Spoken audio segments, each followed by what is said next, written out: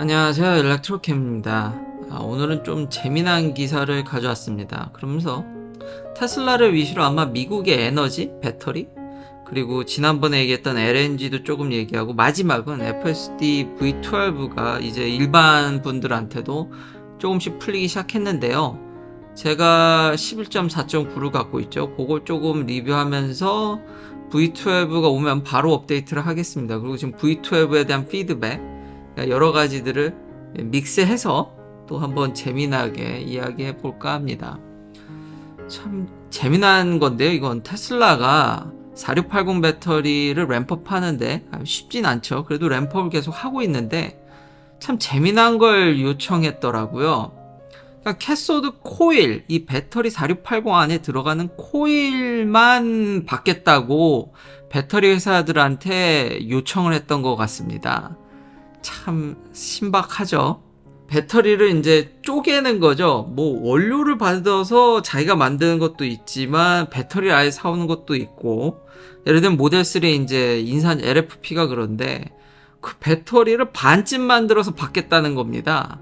참 이런 일을, 참 신박하고 대단한 회사고, 이렇게 하는 회사가 세상에 어디 있나 싶기도 하더라고요. 이건 진짜 신기하더라고요. 그러니까 배터리를 쪼개가지고 그 반쯤 어디, 그 반쯤 어딘가, 자기가 지금 램프업 하는 게 좀 속도가 걸리니까 내가 이건 확실히 할 수 있으니까 나머지를 좀 도와달라는 식인 거죠. 이 재미난 포인트가 뭐냐면 CATL하고 BYD한테 이걸 요청했는데, CATL과 BYD 탑 티어 중국 배터리 회사 회사죠. 얘네들은 턴다운 했다는 겁니다. 완제품을 사가라. 여기서도 이제 배터리 회사와의 알력 싸움이 일어나는 거죠. 배터리를 완제품으로 팔고 싶지, 그 반만 해서 팔고 싶진 않겠죠. 자기 이익분이 주니까. 그렇지만 테슬라는 야금야금 자기의 이 영향력도 올리면서 램프업도 하면서 여러 가지를 노리는, 배터리도 이제 파트별로 받아서 서플라이 체인들을 묶어서 이제 자기가 조립만 하게 되는 뭐 그런 것도 꿈꾸는 건가요? 자기도 만들면서 이러면서 규모를 빨리 키우는? 그렇지만 배터리 회사 입장에서는 달갑지가 않죠. 결국 테슬라가 하려는 영향력과 이익분이 계속 넘어가게 되고, 그리고 이렇게 배터리를 쪼가게 되면은 규제도 어떻게 이게 평가될지, 그렇게 만든 배터리를 테슬라가 최종 조립했을 때 이걸 얼마만큼의 파트를 인정해 줄지, 그 파트를 인정하는 거에 따라서 보조금도 왔다 갔다 하죠. 물론 머티리얼이라든지 최종 어셈블리는 정해져 있는데 그 사이도, 그러니까 규제도 루포를 노릴 수 있으면서 참 대단합니다. 물론 자기가 다 초장부터 빨리 했으면 좋겠지만 그게 역시 쉽진 않지만 요런 걸 요구했는데, 당연히 탑티어 회사들은 거부했지만 세컨 티어의 차이니즈 배터리 메이커들은 자기네들도 기술력이 부족하고 테슬라에 공급하면은 당장 판매량을 엄청나게 늘릴 수 있기 때문에 4680 코일을, 캐소드 코일을 공급하기로 했다는 겁니다. 아마도 한국 회사들한테도 연락을 하지 않았을까. 파나소닉이라든지 다 연락을 아마 했지만 배터리 회사 입장에선 정말 찜찜했겠죠. 그렇지만 그 밑에 또 해줄 사람들이 또 있기 때문에, 중국에는 참 배터리 회사들이 많죠. 이건 좀 신박해서 캐소드 코일만 이럴까요? 다양한 파트를 테슬라가 부족하면 그것만 달라고 하지 않을까. 참 대단합니다. 그러니까 전기차가 약간 성장성이 둔화된다는 얘기가 있는데, 그 와중에도 전기차 회사가 이렇게까지 배터리를 돌파해 나가는 모습이, 전 이게 좀 새롭게 와닿아서 소개하고 싶었습니다. 당연히 배터리 회사 입장에선 달갑지가 않죠. 제가 이래서 결국 얘가 다 해먹지 않을까라는 우려를 계속 하는 겁니다. 어떻게든지 4680을 램프하려는 노력, 그런 게 느껴졌고요. 이런 게 자꾸 느껴져서 압박을 느꼈는지 결국 finally, 그러니까 테슬라가 파나소닉과 함께 지금 이거 네바다에 있는 기가 팩토리 증산이 이제 들어갔다는 얘기입니다. 열심히 작업을 하고 있죠. 파나소닉도 이제 힘을 내서 105기가와트, 근데 이제 결국은 150기가와트, 이건 플랜에 있던 얘기입니다. 근데 참 저기까지 가는데 참 오래 걸리죠. 지금도 단일 공장으로는, 지금 돌고 있는 단일 공장으로는 미국 내 최다 공장입니다. 아직까지도 40, 50을 이제 바라보는데, 이건 이제 100까지 밀어붙이겠다라는.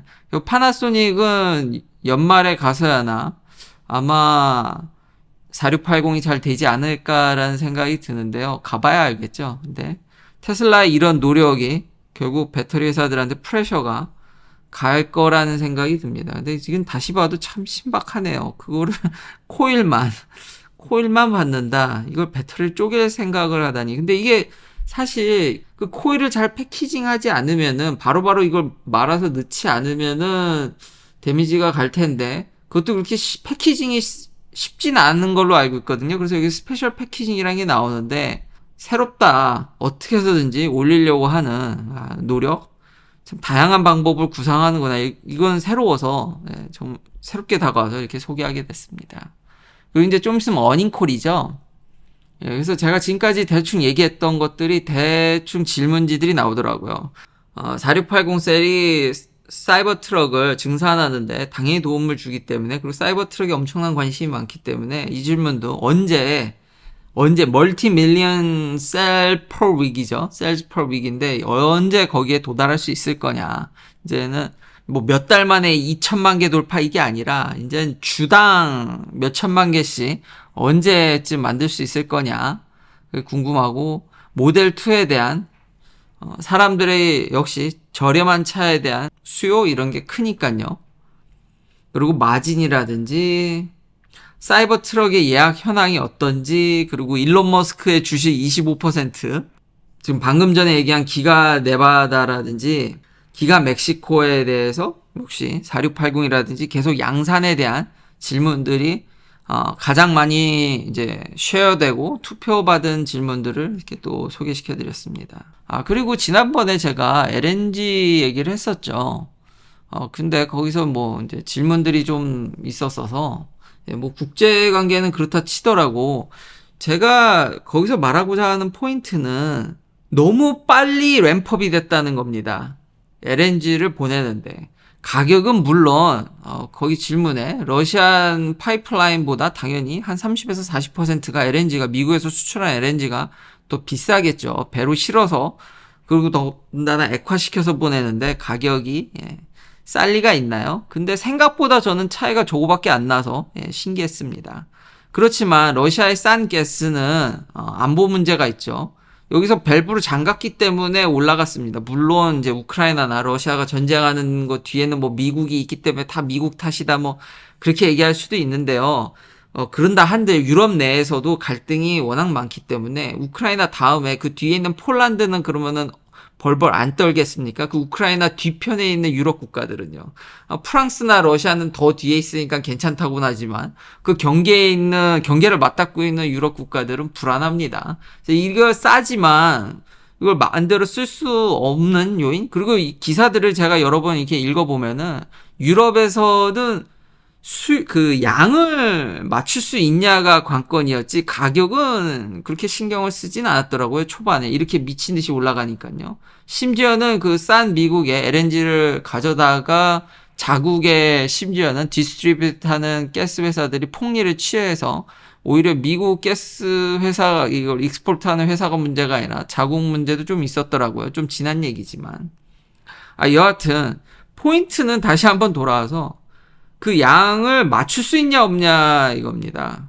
근데 그걸 빨리 램프업 했죠. 그래서 전문가들이 그렇게 빨리 램프업이 안 된다고 했었는데 미국은 그걸 예상을 깨고 성공했다라는 얘기입니다. 그러면서 초당적 합의, 그러니까 미국 내에서도 다양한 의견과 이권이 있기 때문에 어떤 정책적인 게 나오면은 치고받고 싸우고, 그 미국 정치도 뭐 문제가 많은데 아직까지 국익에 이익이 되고, 당연히 그 외부로 수출해서 얻는 돈이 그 내부의 모든 파이가 커짐으로써 내부 모든 정책 입안자들이 다 국민까지 해서 이익을 본다라고 하면은 정말 이런 퍼밋이나 규제가 순식간에 없어지는 모습, 초당적 합의를 이끌어내는 그런 리더십, 그런 면은 좀 미국에서 본받아야 되지 않을까. 정말 순식간에 너무 빨리 가서 이런 모습이 쉽지 않죠. 다 구성원들의 생각이나 사정, 뭐 경제적인 사정, 처한 위치 모든 게 다르기 때문에 그걸 이렇게 이끌어내가지고 미친 듯이 요즘은 빨리 가기가 어떤 정책이라든지 이런 것들을 빨리빨리 하기가 반드시 반대하는 사람이 있거든요. 그게 쉽지 않았는데 그걸 빨리 수출을 급속도로 이뤄내면서 그거 인프라스트럭처 구축하는데 몇 년 걸릴 거라고 해서 러시아가 그때 그랬습니다. 그리고 심지어는 이제 LNG 전문가라는 분들도 미국 이렇게 빨리 양을 못 맞출 거라 그랬는데 제가 그때 그래프 보여드렸죠. EIA. 순식간에 맞춰버리는. 근데 최근에는 여기 미국이 이제 넘버원 LNG 익스포터가 됐거든요. 수출하는 국가가 됐는데 야 너무 가스를 많이 수출하는 거 아니야? 친환경 기조와 이게 반대된다 그래서 계속 지금 유럽에 LNG 수출하는 거에 있어서 이제는 좀 야 우리가 좀 친환경으로 가야 되는 분위기 때문에 요걸 좀 생각을 해봐야겠다라는 얘기들이 나오는 것 같습니다. 근데 그 이면에는 아마도 전쟁 카드라든지 정치적인 이면에 뭐 들어가지 않을까 싶은데 예, 드디어 약간 예, 좀 이제 좀 주춤하려는 모습도 보이는데 유럽에서는 아직까지 미국에서 통보받은 바 없고 그런 추측에 의존하지 않겠다라는 얘기들이 나오더라고요. 아직 뭐 정해진 거 없다. 떨지 말자. 오히려 유럽 쪽에선 좀 진화하는 모습이 보여져서 이것도 어떻게 될지 참 궁금합니다. 그러니까 이런 배터리 에너지에 있어서도 미국이 굉장히 많이 친환경 에너지에 있어서도 붐을 일으키려고 하는데 참 아이러니하게도 가스도 넘버원이고 요즘 생산량이나 이런 것도 자국 다 쓰고 수출까지 하죠. 심지어 LNG라든지 진짜 가스도 1등이고 참 아이러니합니다. 화석 연료도 거의 1등이고 그리고 친환경도 이제 잘 해보려고 중국을 따라가려고 하는데 야, 이 두 개를 참 그래서 참 아이러니한 모습이 보여져서 이 두 가지를 가져왔습니다. 마지막은 FSD 베타 V12.1.2입니다. 이게 이제 뿌려져서 홀마스 카탈로그가 또 이제 극찬을 하셨죠. 이걸 받은 일부 사람들이 맨날 극찬을 한다는 평도 있는데 이게 말로는 제가 써보니까 정말 이 미묘한 차이들이 좋아지는 거기 때문에 이게 말로는 맨날 좋다고밖에 얘기할 수가 없죠. 로보택시는 안 되는데. 왜냐면 확실히 써보면은 그 진일보한 게 느껴지거든요. 그래서 저도 받으면 직접 여러분들께 제가 써서 알려드리도록 하겠습니다. 근데 그래도 중요한 게 이제는 30만 라인이 넘는 C++ 코드가 아니라 정말 엔드투엔드 뉴럴 네트워크로 트레이닝된 그냥 하나의 박스로 얘가 보고 트레이닝해서 하는 거기 때문에 그 구조를 안다라면 큰 의미가 있고요. 그리고 일단 쓴 사람들이 더 미묘하게 사람같이 하더라 라는 평들이 많습니다. 그리고 더 신기한 건 하드웨어 4는 느려질 거라 그랬는데 지금 하드웨어 4에도 이게 탑재가 된다고 합니다. 그래서 저도 받게 되면 바로 리뷰를 하도록 하겠습니다. 이제 가다 보면요. 이건 11.4.9 모델 X입니다. 이 샌프란시스코 안에서 보면 이제 좌회전할 때 왼쪽에 사람이 있는데 그 좌회전하는 코너가 되게 웃기게 생겼거든요. 근데 그런 걸 다 보고 이걸 적당히 지나가는 모습에 이 능동 대처? 이런 게 여기서 이제 좌회전하는데 여기 이제 그쵸 저렇게 사람이 어, 스케이트보드인가 일렉트릭 스케이트보드 아니면 원힐인가요? 그걸 타고 저기 서 있죠. 이제 제가 이제 좌회전 해야 되는데 이걸 다 보고 조 라인이 이게 선이 애매하게 그어져 있고 저기 약간 방지턱 비슷한 게 서져 있는데 가다가 사람이 가니까 이제 넘어가죠 이렇게 보면서 대응이나 이거 대처하는 모습 상황에 따라서 요런 게 신기해서 당연히 사람 지나가면 칼같이 보죠. 신호등도 보고. 자, 요 다음은 제가 모델 S로도 전 차를 두 대를 갖고 있죠. X랑 S. 이걸로도 11.4.9로 업데이트를 받았기 때문에 S로 또 쓴 걸 잠깐 또 보여드리도록 하겠습니다. 밤에. 근데 이런 사람 보는 거나 이런 게 대처 능력이 정말 뛰어나더라고요. 근데 다시 모델 S를 몰아보더라도 이게 제 와이프가 몰기 때문에 제가 가끔 보는데 확실히 느낌이 이 차가 더 좋은 느낌? 그리고 X를 자주 물다 보니까 이 팔콘 윙도가 예전에 그런 댓글을 달아주신 분도 있는 것 같은데 처음 살 때는 단차가 없었는데 계속 열고 닫으니까 단차가 생긴 것 같다라고 얘기해 주신 분도 있는 것 같은데 저도 그런 것 같습니다. 예, 이게 편하긴 한데 그 큰 문이 자꾸 열렸다 닫혔다 하니까 좀 그런가요? 아, 지금 이 엘카미노가 되게 복잡하고요. 이게 맨날 복잡한데 지금 옆에 있는 건물이 이게 화재가 났는지 저것 때문에 길이 지금 막혀 있습니다. 돌아오는 길은 저게 막혀 있는데 내비게이션 상에 이제 가는 걸 찍어 보면요. 저걸 돌아가게 알아서 구글 맵의 힘인지 아니면 테슬라의 인공지능의 힘인지 저걸 돌아가더라고요. 알아서 찍어서 저 공사 구간이 이제 인식이 된 건지. 근데 요 정도 정보만 있으면은 저 왼쪽에 있는 거를 디투어해 갑니다. 그 공사 구간을 인식해서 돌아가는데 아, 좀 그거 대단하더라고요. 한 번을 놓치지 않고 그걸 돌아가는 걸 보면서 조그만한 정보만 주어져도, 그러니까 HD 맵이라든지 상세 정보가 없어도 자체 인공지능의 판단 능력이 얼마나 뛰어나야지만 이게 시스템을 이렇게 운영하는데도 일일이 그렇지 않으면은 일일이 그걸 다 여기서 돌아가라고 이제 다 프로그램을 한다든지가 알려줘야 되는지 이런 상황이 이렇게 해야 된다고 해야 되는 건데 테슬라는 그걸 남들보다는 더 손쉽게 하는 게 아닌가라는 생각이 들었습니다. 이제 돌아올 때 보면은 깜짝 놀라거든요. 공사기 칼같이. 물론 지금 직선으로 가는데 여러 차들이 가려고 하고 이런 부분도 결코 쉽지 않습니다. 밤에 이렇게 해보면은 제가 놓치는 부분도 많습니다. 지금 보면 이런 밤 길에서 사람이 튀어나온다든지 여기도 지금 차가 오른쪽에 튀어나오는 걸 봐서 얘가 속도를 살짝 그걸 보면서 차선을 왼쪽으로 쓰거든요. 그리고 지금 사람 지나가죠. 저것도 어두워서 제가 놓치는 부분들 물론 아마 차가 더 간다 그러면 저 보행자분이 좀 알아서 먼저 거리가 좀 있었으니까 섰을 수도 있는데 얘가 참 안전하게 그리고 오른쪽에 저렇게 이면으로 차들이 서져 있으니까 옛날엔 그걸 이제 타고 좀 이렇게 하는데 아예 이제 중간으로 좀 그러니까 뭔가 행동이 이게 미묘하게 얘가 좀 안정적으로 하고 나아진다라는 느낌을 계속 써보다 보면은 그런 느낌이 듭니다. 그래서 이게 그냥 글로만 쓰면 아까 얘기했듯이 계속 그냥 좋다 좋다 얘기밖에 못 하고요. 근데 로봇 택시가 되는 그러니까 그 어느 임계점이 있는 거죠. 근데 그 전까지는 아마 일반 분들이 이걸 체감하기가 어렵다는 생각이 듭니다. 근데 저는 매번 업데이트 할 때마다 꼭 그건 아니었지만 근데 대체적으로 업데이트를 하면 크게 성능이 좋아지는 부분을 느낍니다.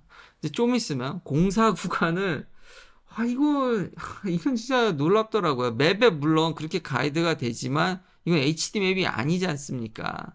그럼에도 불구하고 가다 보면은 알아서 이제 차선을 바꿔서 디투어 하는 부분을 인식하면서 가는 부분에 있어서 참 대단한 것 같습니다. 아, 그리고 마지막으로는 이 차는 초음파 센서가 있습니다. 그래서 주차할 때 보니까요. 3D 리컨스트럭션을 하는 것 같은데 그쵸 지금도 저 차 앞에 딱 쓰는 거 보고 저 급브레이크를 좀 밟았거든요. 지금도 공사 구간 여기가 그겁니다.